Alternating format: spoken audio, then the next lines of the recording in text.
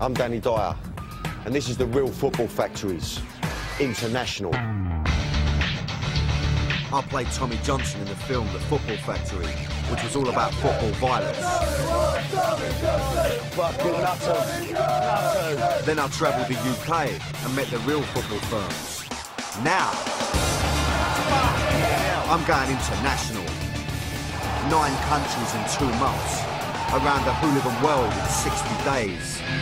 A whole new level of football violence. We'll be in riots. We'll get tear gassed, chased, and even shot at. It's going to be quite a trip.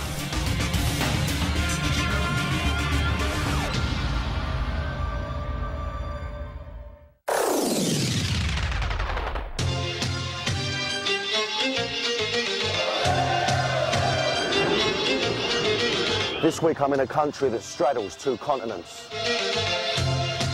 It's a crossroads between East and West, between the old and the new. It's famous for its bazaars, hubbly-bubbly pipes and kebabs.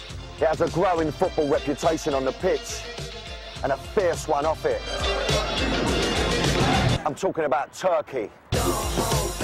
This is a country whose culture is so strongly based on honour that people are prepared to kill to defend it. 2 guys can fight over anything, and sometimes, you know, knives start talking.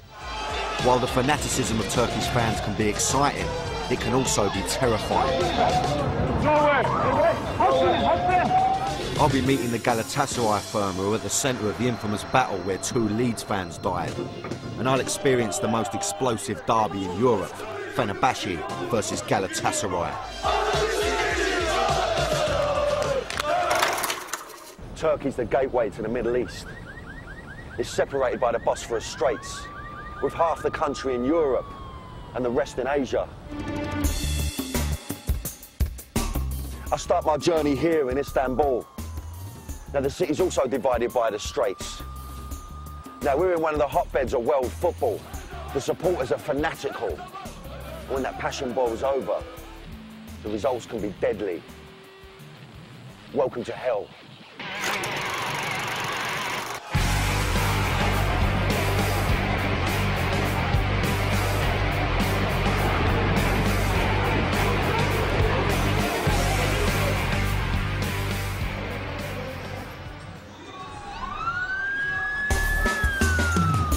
I'd been hearing a lot about Turkey's fanatical supporters. Now I was in Istanbul. I wanted to find out more about this country and why they had such a reputation for violence. 80% of the Turkish public is living below the poverty line. And when there's poverty, violence occurs. The violence is also mixed with a widespread knife culture in Turkey. There's really a knife culture in it because it's the easily available weapon, and a lot of young people carry knives around. Now this is different for me. I'm in the Middle East. Iraq and Iran are only next door.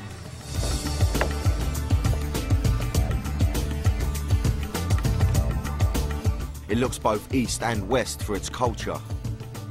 Islam is important, but football is the real religion in Turkey. When it comes to the beautiful game, it's all about raw passion.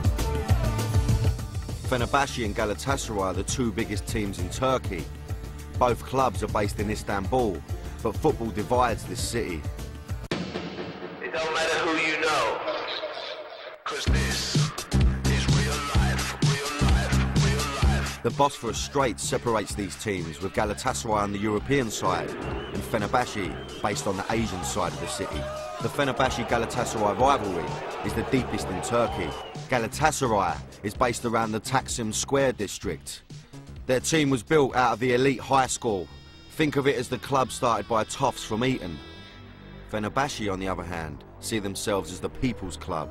In the First World War, their forefathers ran guns for fighters against us, the British. Whereas Galatasaray used to be the wealthier club because of their European success, poor investment has led to near bankruptcy. New money at Fenerbahce means they have now become the richer of the 2 clubs.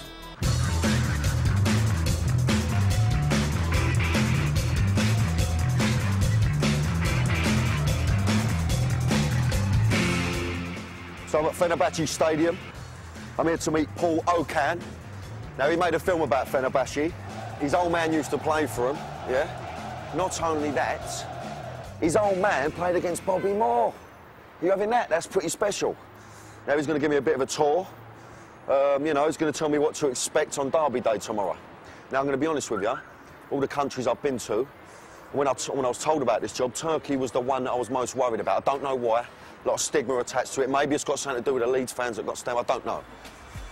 Let's go and find out, see what he's got to say.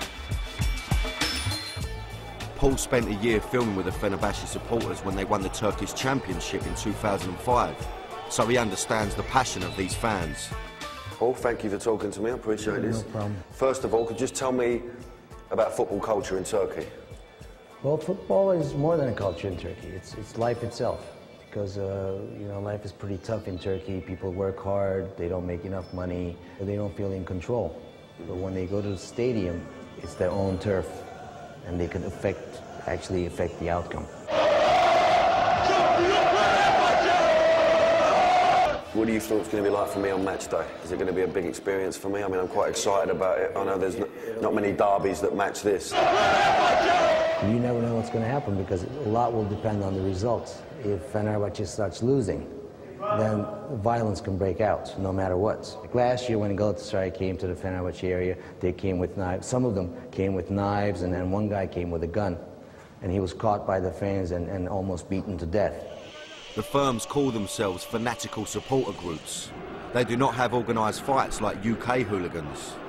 I was going to be at the derby with the firm called KFY. I thought I'd better ask Paul if he knew anything about them. This is basically a group called Kill For You. They have violent passion, which can turn into violence. I've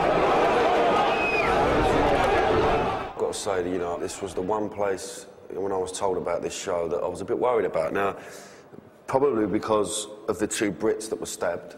Is it fair? Is it a fair thing for me to say that, you know, because of that the Brits maybe feel that there's this rivalry between Turkey and England? What happened was, you know, when the British moon each other, that was considered as a huge insult. Okay. And the fans actually went there and stabbed them.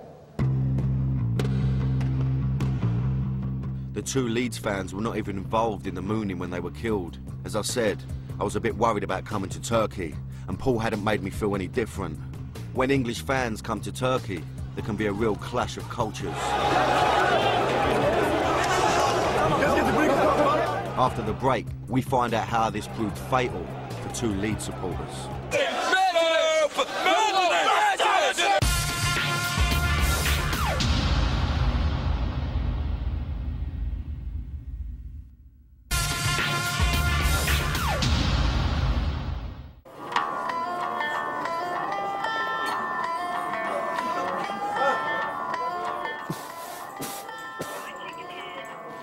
Welcome back to International Football Factories. This week I'm in Turkey.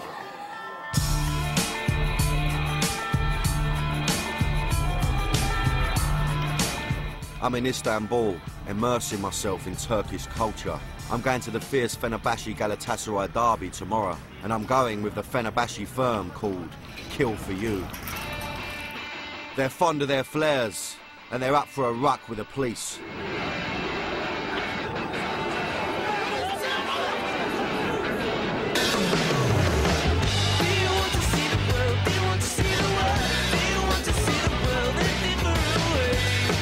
I'm on my way to meet them, to see if they'll tell me more about the rivalry and the way things are done in Turkey.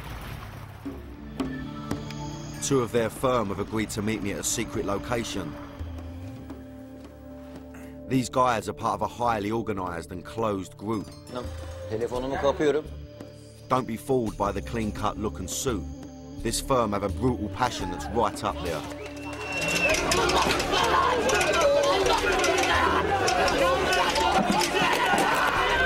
This is the first time that any of these guys have spoken to the media. We began by talking about their enemies, Galatasaray. Of course, we hate Galatasaray. But I'm going to talk personally. My love for Fenerbahce is much stronger than my hate for Galatasaray.